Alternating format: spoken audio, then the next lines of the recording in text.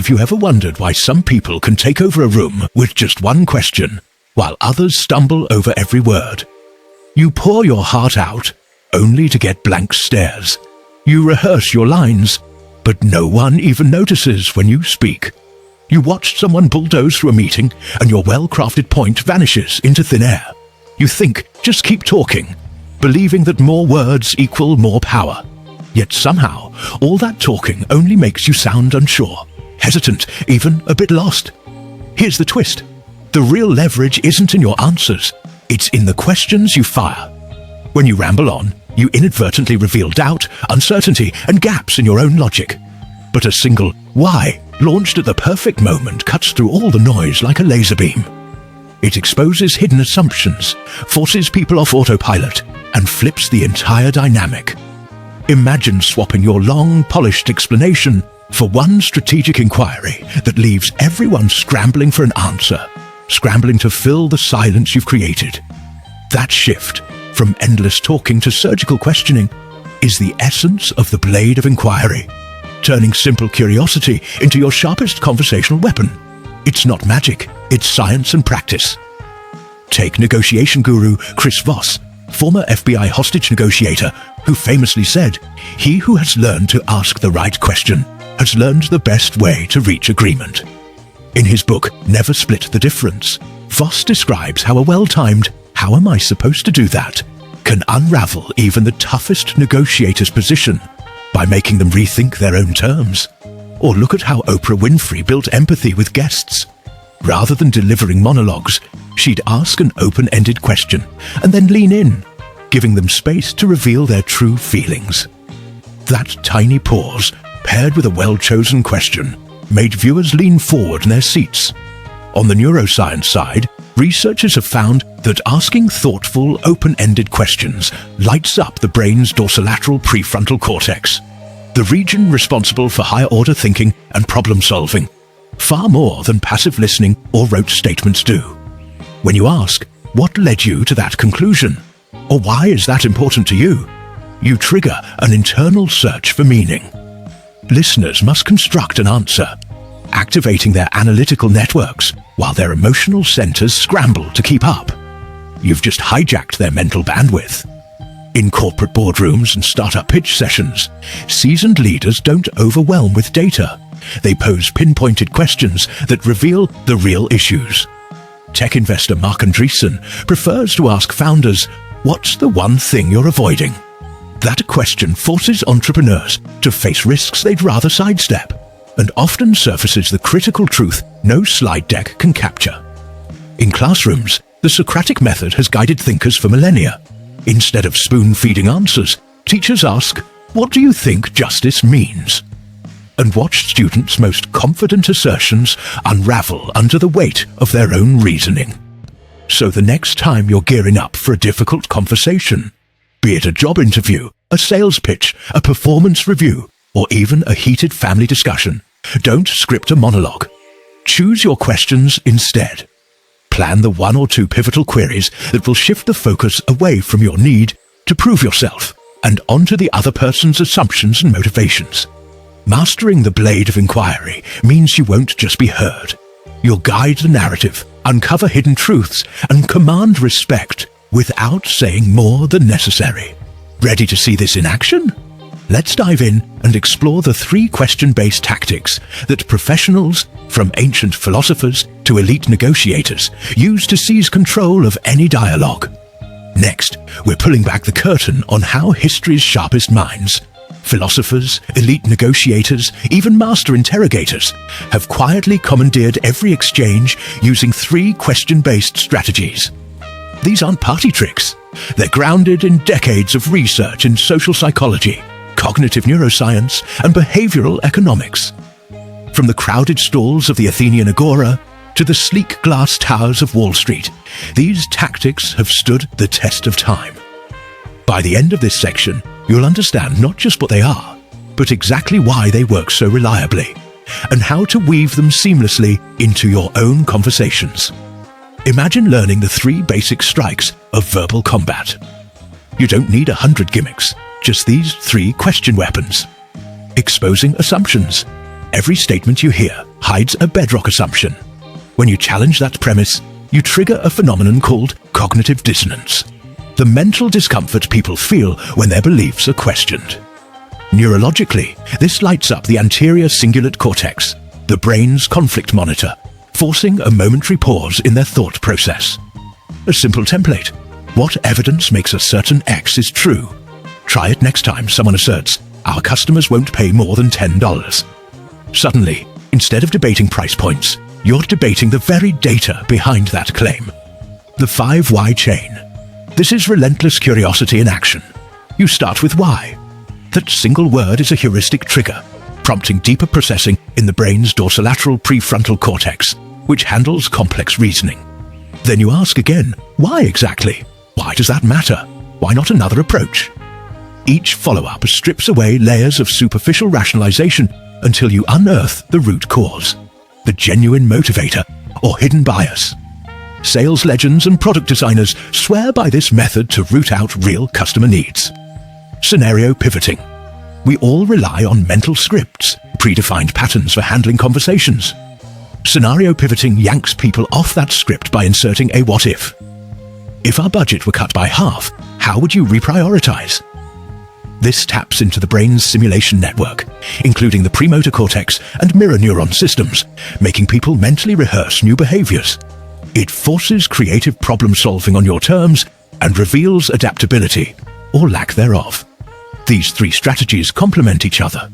Exposing assumptions cracks open the argument's foundation. The 5 why chain digs down to the core motivator. Scenario pivoting tests flexibility under pressure. Together, they form a conversational, 3-pronged attack that can dismantle resistance, uncover hidden truths, and steer the entire dialogue. Over the next minutes, we'll unpack vivid case studies, Socrates versus the sophists, how a single probing question turned public oratory into a gallery of contradictions, leaving speakers tangled in their own claims. FBI hostage negotiations, the moment a carefully calibrated, how am I supposed to trust you, peeled back a kidnapper's composure, opening the path to resolution. Silicon Valley pitch rooms, when investors throw founders a curveball like, what are you unwilling to do? Forcing radical transparency and often reshaping entire business models. You'll also get exact phrasing templates to store in your mental toolkit and micro exercises to boost your skill. Assumption drill. Listen to any news headline and ask, why is that assumed? 3 times. Why chain sprint? In your next team meeting, practice peeling back one topic with 5 rapid why questions. Pivot practice. Choose a daily decision, like what to eat for lunch, and apply a hypothetical constraint. If we could only eat vegetarian, what then? Notice how your options shift. By the end of this section, you'll be primed to use these tactics fluidly. No more reactive chatter. Instead, you'll move conversations with purpose, dismantle false narratives, and guide others toward insights that serve your objectives. This is strategic interrogation of ideas, the secret language of influence. Ready to master the first weapon, exposing assumptions? Let's dive in. Think of every statement you hear like a house built on sand. There's always a hidden foundation nobody talks about. When you call that foundation into question, you've basically hit the pause button on someone's brain and made them defend their entire worldview. Here's the simple move. Anytime someone drops a blanket statement, our app crashes because Android phones suck. We can't change our policy. It's company tradition. That's just how the market works. You swoop in with one of these lines. Wait, what makes us so sure X is true? Or why do we automatically assume Y? Boom. Instant derail. Instead of debating the original topic, the room's now stuck on what's the real deal here. They're scrambling to defend that hidden premise instead of just talking past each other. Let me break it down with some real-life scenes. Team huddle. Scenario. Your project lead says, we can't push this feature because dev resources are tied up. Your response. What data shows our devs are maxed out? Have we tracked their actual bandwidth? Impact. Suddenly, it's not about opinions, it's about metrics. You shift the convo from feelings to facts. Coffee shop chat scenario. A friend moans, dating apps never work. Your response. Why do we assume dating apps are the problem? Could it be how we're using them? Impact. You've flipped a complaint into a fresh perspective. Now you're digging into habits, not blaming technology. Family dinner scenario. Your aunt declares kids these days are lazy. Your response: what makes you think today's kids are lazier than, say, Gen Xers at their age? Impact. You force a generational reality check. Conversation shifts from eye-rolling to actually defending her point. Why does this punch so hard? It leverages two mind hacks. Cognitive dissonance. When you call someone's core belief into doubt, their brain panics. Studies show their anterior cingulate cortex lights up, signaling conflict. They have to stop and think. Confirmation bias. Smash. We all love info that backs our beliefs, but exposing assumptions forces a cognitive U-turn, making people genuinely reconsider instead of just nodding along. Here's your go-to toolkit. Mix and match these starters. What makes us so sure X happened? Why do we all assume Y is a given? Who decided Z was the norm, and why? Practice these today. Catch a bold claim, maybe in a tweet or office chat, and shoot back one of these questions. You'll see confident assertions turn into, oh well, real fast. By mastering exposing assumptions, you're not just debating content, you're rewriting the rules of the conversation. You grab the steering wheel, force everyone to defend their own logic, and set the stage for smarter, fact-based dialogue. That's power at its finest. Let's jump into our second weapon, the 5 why chain. This is your deep dive tactic. You keep peeling back layers of answers by asking why, again and again, until you reach the core issue that actually matters. Here's the basic playbook. Whenever someone makes a claim, don't accept it at face value. Instead, lead with why, and follow up 4 more times. It sounds simple, but each why forces their brain to shift gears from autopilot to active problem solving. Neuroimaging studies show that repeated why questions light up the dorsolateral prefrontal cortex, the area responsible for critical thinking, so you're literally making their mind work harder. Step by step, why do we think X happened? Challenge the basic assertion. If a teammate says, our sales dipped, you start here. Why did X happen? Press for causes. Maybe our ads aren't reaching the right audience. Why haven't we tested alternative Y? Spotlight missed opportunities. Why didn't we try a different channel? Why do we stick with Z approach? Expose organizational inertia or cultural bias. Are we just following old habits? Why are we so confident in assumption A? Hit the real root. You demand proof for the very premise. Take this real-world scenario. A startup founder complains users aren't upgrading from free to paid. Instead of proposing pricing tiers, you go into 5 why mode. Why are users not upgrading? Why did they sign up for the free version in the first place? Why isn't the value proposition clear during the trial? Why did the team prioritize feature complexity over user onboarding? Why do we assume advanced features drive revenue more than user satisfaction? In minutes, the conversation shifts. You've gone from finger-pointing at users to uncovering the real tension between feature bloat and simple usability. The team ends up rewriting the onboarding flow, focusing on a single aha moment. Conversion rates jump 20%, all because you ask the right sequence of why. Why it works, cognitive dissonance. Each why creates mental tension, triggering the anterior cingulate cortex and forcing a pause. Confirmation bias disruption. You push people out of their echo chamber. They can't just recycle the same justifications. Ownership shift. When someone articulates the chain themselves, they own the problem. Solutions come naturally. Everyday applications. Sales. Prospect says, it's too pricey. You ask, why is price your biggest concern right now? Then, why does ROI not override price? Management. You see a missed deadline. Ask, why was this timeline set? Then, why did we underestimate scope? Personal life. You feel stuck in a habit. Ask yourself, why am I still doing this? Repeatedly until the real blocker surfaces.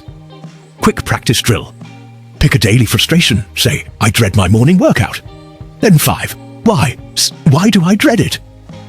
Why does sleep feel better than exercise? Why is my motivation low? Why haven't I tried a different workout time? Why is health not worth the effort? You'll expose hidden fears or misconceptions. Maybe you need smaller goals or a workout buddy.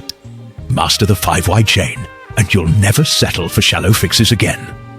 You'll unearth the true issues and guide every conversation straight to the heart of the matter. Now, let's dive into our third and final question weapon: scenario pivoting. This move takes the dialogue out of the expected script and into a what-if world, forcing your counterpart to think on your terms. Instead of debating the current facts, you insert a hypothetical scenario that upends assumptions and reveals true priorities. Here's the core idea. You ask a question that starts with if, or imagine, then describe a brief alternate reality.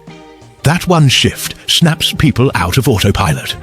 Their mental simulation kicks in, and they must project themselves into your framework. It's a neural trick that activates the brain's premotor cortex and mirror neuron networks, so they actually rehearse scenarios in their head. How to deploy it?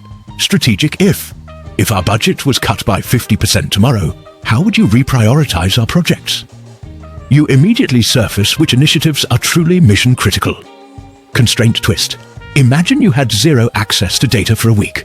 What strategies would you use to drive growth? This reveals who relies on pure creativity versus who clings to analytics. Role reversal. If you were the CEO making this call, what risk would you accept? By flipping roles, you expose personal risk tolerance and leadership style. Real-world example. A marketing director once said, "We need more ads to boost sales." Instead of agreeing or debating channels, the CMO asked, "What if we banned all digital ads for a month? How would you drive leads?" The team panicked. They proposed guerrilla marketing, referral incentives, even a flash mob stunt. Within minutes, they'd brainstormed low-cost, high-impact ideas that never surfaced in a standard "let's buy more ads" meeting. Why it works? Neural rewiring.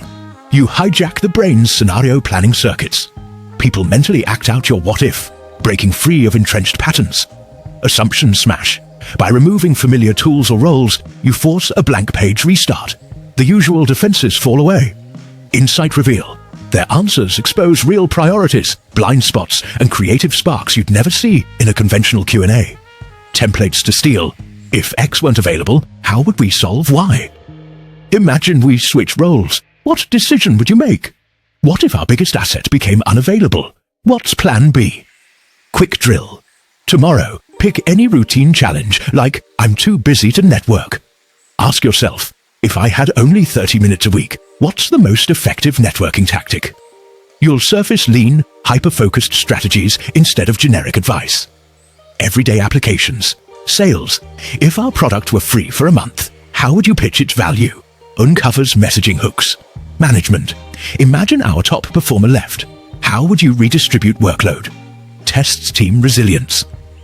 Personal growth. If I could only learn one skill this year, what should it be? Forces true prioritization.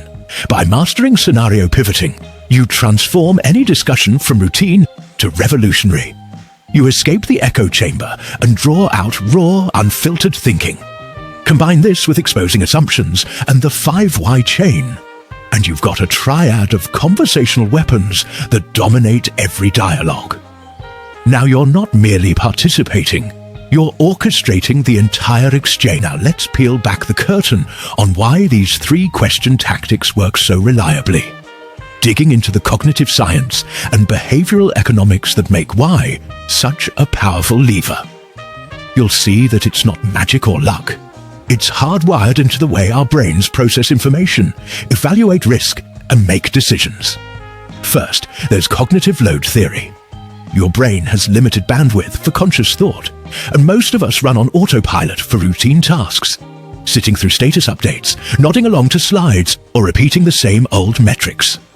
When you lob a well-timed why, you're yanking the listener out of that autopilot. Suddenly, they have to allocate working memory to generate an answer. Neuroimaging studies show that this lights up the dorsolateral prefrontal cortex, the seat of our executive functions, planning, reasoning, inhibiting impulses. In effect, you force them into active problem-solving mode.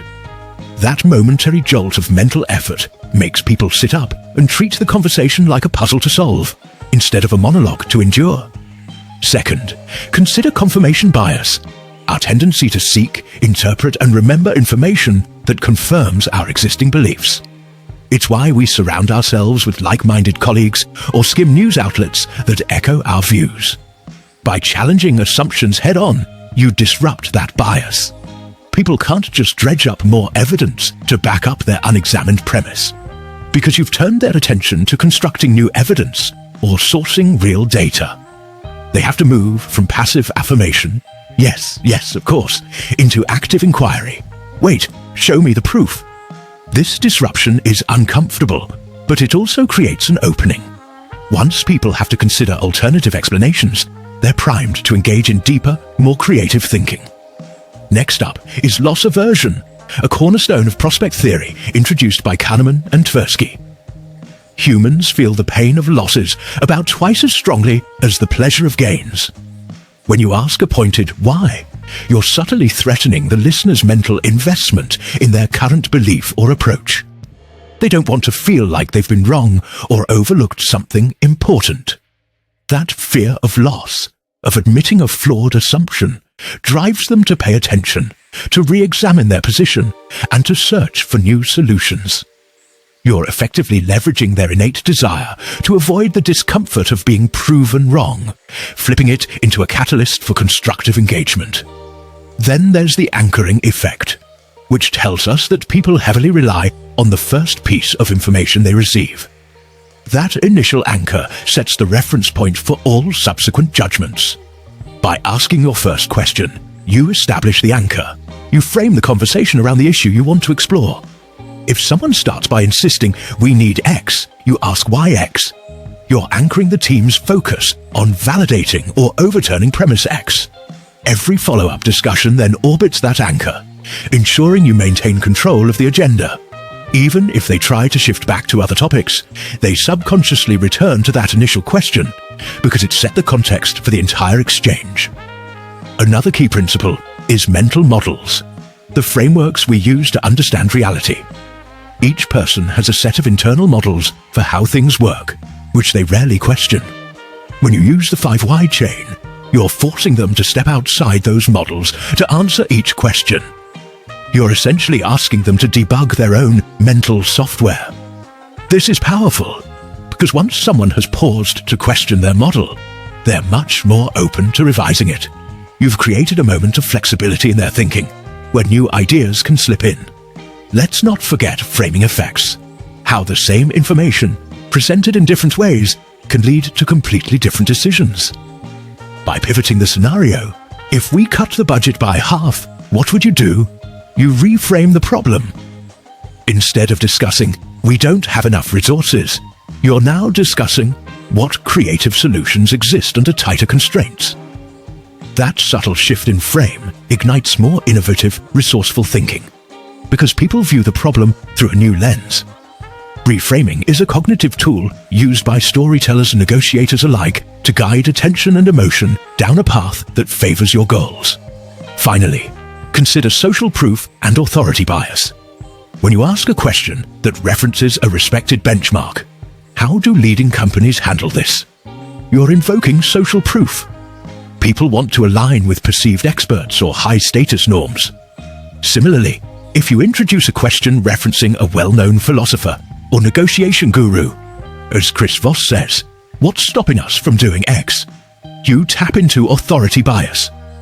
The team instinctively elevates the conversation to that expert's level of thinking, lending more weight to your inquiry and making others more likely to follow your line of questioning. When you weave these principles together, cognitive load, confirmation bias disruption, loss aversion, anchoring, mental models, framing, social proof, and authority bias, you create a perfect storm for influence. You don't need to be a natural-born orator or a charismatic leader. You just need to understand the mechanics of how people think. By mastering the art and science of strategic questioning, you become the conductor of any conversation, guiding thoughts and decisions with nothing more than carefully crafted questions. That's how you turn curiosity into command, and why a simple why can be the most powerful tool in your professional toolkit. Now that you understand the neuroscience and behavioral economics behind strategic questioning, it's time to put it into daily practice and avoid the most common traps that trip people up when they first try these techniques. You don't need to wait for a boardroom or a crisis. You can start right now wherever you are, by turning ordinary conversations into opportunities to sharpen your question game. Here's your 24-hour inquiry challenge. Over the next day, commit to using at least one question weapon in every key interaction, whether it's a quick stand-up, a team chat, or even ordering lunch. Before you speak, pause and decide. Am I exposing an assumption, peeling back with a why chain, or pivoting the scenario? Then frame your question accordingly. Notice how often meetings that felt aimless become focused problem-solving sessions. Observe how colleagues respond when you consistently ask, "What makes us sure?" or "Why not try?" The goal is to build the muscle memory of strategic questioning so that it becomes second nature. But beware of these 3 rookie mistakes. Over-questioning. Firing off rapid whys back-to-back can feel like an interrogation. If you overwhelm your listener, they'll shut down, revert to monosyllables, or simply tune out. Always lead with context.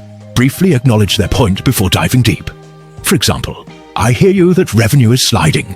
To get clarity, what evidence points to customer confusion rather than pricing issues? That small nod of recognition keeps the rapport intact. Surface-level pivot scenario. Pivoting only works when your "what if" is plausible and relevant. If you ask an outlandish question like, "If we all had jetpacks tomorrow, how would we commute?" you'll get laughs but little insight. Tie your hypothetical to real constraints your team actually faces. Budget cuts, staffing limits, technology shifts, so that their mental simulation generates actionable ideas. Ignoring the follow-up, asking a great question, is only half the battle. You must listen actively to the answer, then build on it. If you pivot away too quickly, or drop in a new question before they've fully responded, you signal that you're not really interested in their thinking.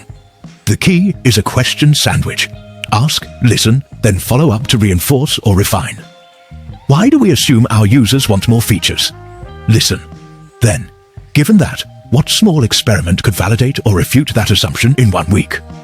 By consciously avoiding these pitfalls, you'll transform every conversation into a structured exploration of assumptions, causes, and possibilities. And here's the best part. Once your colleagues recognize the pattern, they'll start adopting these tactics themselves. You'll create a culture of inquisitive thinking, where solutions emerge faster and decisions rest on rock-solid reasoning. When that happens, you won't need to assert authority. Your team will follow the logic of your questions. So make today the day you elevate your communications. In every interaction, view yourself not as a speaker, but as a conductor of ideas, using exposing assumptions to ground the discussion, the 5 why chain to dig to the heart of the matter, and scenario pivoting to spark creativity under constraint. Track your progress, note how people respond, and refine your phrasing over time. With practice, the art of the strategic question will become your most powerful tool. Subtle, yet unmistakably effective. This is more than a skill, it's a mindset shift. When you ask with purpose, you guide minds. When you pause to question, you force clarity. And when you frame the scenario, you unlock innovation. That's the true power of inquiry, transforming every conversation from mundane to magnetic, and every question into a catalyst for action. Now get out there, start asking, and watch what happens.